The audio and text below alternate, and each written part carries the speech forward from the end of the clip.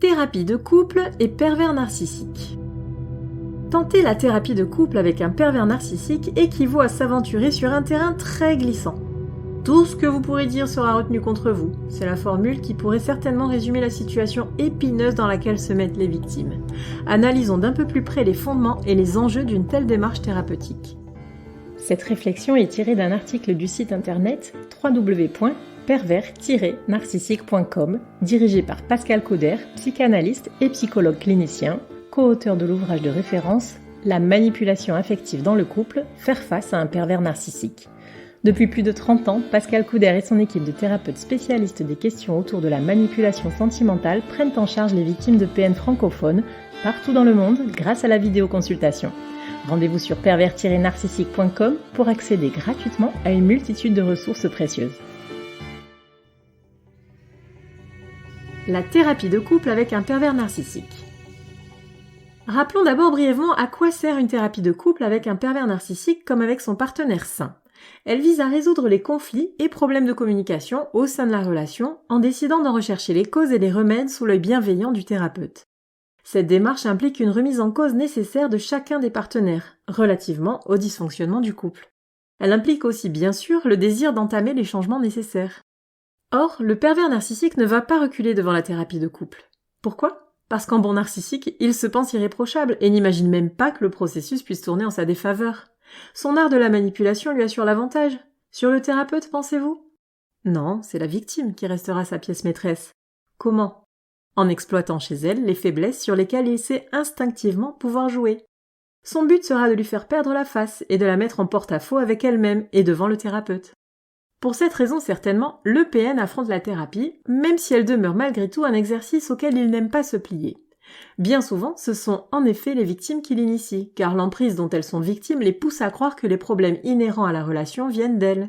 Elles réagissent alors en partenaire amoureuse et responsable et s'adressent à un thérapeute de couple en croyant pouvoir sauver justement leur union. C'est une grosse erreur qu'elles vont découvrir plus tard, au cours de leur propre thérapie, si elles décident d'entamer le processus pour elles-mêmes. Pour l'instant, en thérapie de couple avec un pervers narcissique, les choses ne se passent pas comme elles le souhaitent, car le partenaire pervers va d'abord subtilement jouer sur son registre de l'ange, soit se draper dans une aura de dignité et de touchante sincérité plus vraie que nature. C'est un rôle dans lequel il excelle assez pour que les meilleurs thérapeutes s'y laissent prendre si leur pratique ne les a pas suffisamment amenés à côtoyer et à intégrer le double visage de la perversion narcissique. Il abordera les problèmes du couple sous son angle à lui. Il ne se reconnaîtra non seulement aucun tort, mais va souvent nier l'existence de tout problème. Il se fait passer ainsi pour un sujet parfaitement équilibré, l'autre devant passer pour le sujet à problème. Verdict du thérapeute qui n'y voit goutte, les problèmes viennent bien de la victime. Il niera toutes les critiques qui lui seront faites, il les entend, mais ne les écoute pas. Il déstabilisera sa proie en lui faisant ressortir ses contradictions, il la fera douter jusqu'au bout de sa propre intégrité en traquant sa dépendance affective, les fragilités de sa personnalité. Le piège de ce type de thérapie. En retrouvant sa face d'ange devant le thérapeute, le pervers narcissique ressort sa facette de parfait séducteur qu'il a su être au départ. Il replonge sa victime dans cette ambiance de protection, d'euphorie et d'amour inconditionnel qu'il a su lui faire ressentir au début de leur relation. Sauf qu'elle ne comprend pas que toute cette positivité n'est produite aujourd'hui que pour séduire le thérapeute. Le résultat est sans appel pour elle. Elle va se sentir dissociée par rapport à ce ressenti, qui est en complète contradiction avec les attaques qui lui seront adressées. Elle se retrouve alors plongée dans un mélange extrêmement trouble et anxiogène de confusion, de honte et de culpabilité. Cette réaction peut suffire à elle seule à lui faire perdre tous ses moyens.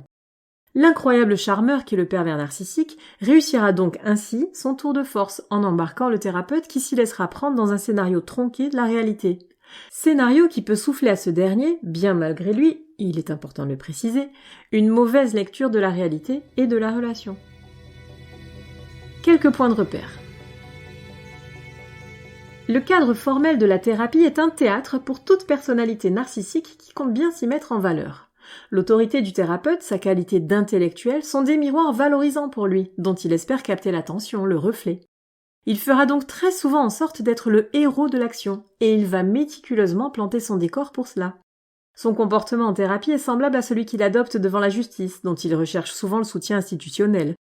Dans ce but, Il cherche à rencontrer son psychothérapeute ou les magistrats en aparté, de manière à les influencer, et effectue un véritable hold-up émotionnel en larmoyant et en inventant des sévices que son partenaire lui ferait prétendument subir.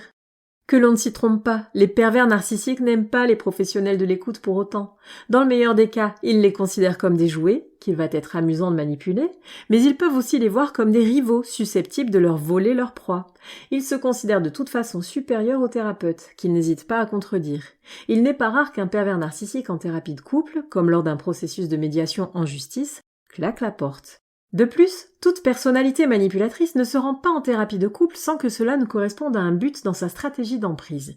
Il peut s'agir pour elle de ne pas perdre son partenaire si elle sent que son emprise se relâche, que l'autre est de plus en plus conscient de ce qu'il lui fait subir.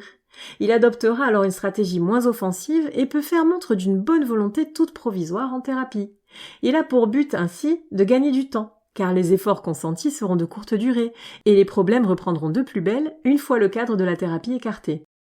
Épuisée et laminée, la victime partenaire n'aura donc pas le courage de repartir en thérapie et se sentira en porte-à-faux devant un thérapeute qui, somme toute, aura fait son travail. Dans certains cas, la thérapie de couple peut être exploitée directement par le pervers pour accentuer son emprise ou se débarrasser de son partenaire en le faisant passer pour fou.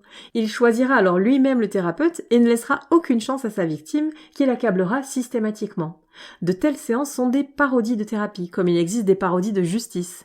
Le bourreau charge à fond une victime qui, tombant des nues et convaincue par le cadre bienveillant de la thérapie, n'a que sa bonne foi pour se défendre. Et cela ne lui est d'aucun secours. Et pour cause, son partenaire pervers connaît les failles qui la font douter d'elle-même et se contredire. Son dévouement, son extrême honnêteté et sa sincère volonté d'initier les changements vont se retourner contre elle. Elle passera, elle, pour la menteuse, ou du moins pour une personnalité vacillante. La thérapie de couple avec un pervers narcissique n'est donc pas sans danger car au mieux, elle ne sert à rien, au pire, elle peut mener au désastre. Elle constitue un assaut sérieux contre la victime et contre sa capacité à s'opposer à son bourreau. Il peut d'ailleurs l'orchestrer en préalable à une démarche en justice lorsqu'il prévoit de la quitter, de manière à annihiler définitivement son estime de soi, ce qui aura une grosse influence, il le sait, sur ses capacités à faire valoir ses droits. Toute victime qui se voit proposer la thérapie de couple par un partenaire manipulateur ne devrait donc jamais, par convention, avoir confiance dans cette démarche. La prudence commande au contraire de l'éviter. Les pervers narcissiques ne se remettent jamais en question et n'éprouvent nul réel besoin de consulter.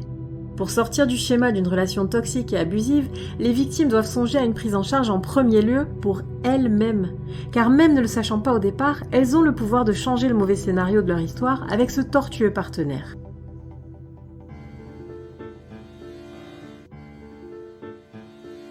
N'hésitez pas à vous faire accompagner par des thérapeutes spécialistes des questions de la perversité narcissique.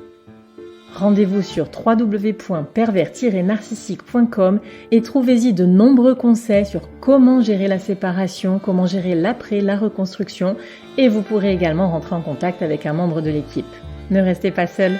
Merci d'avoir écouté ce podcast. Rendez-vous très prochainement pour un nouvel épisode. N'hésitez pas à vous abonner pour ne rien manquer des prochaines publications.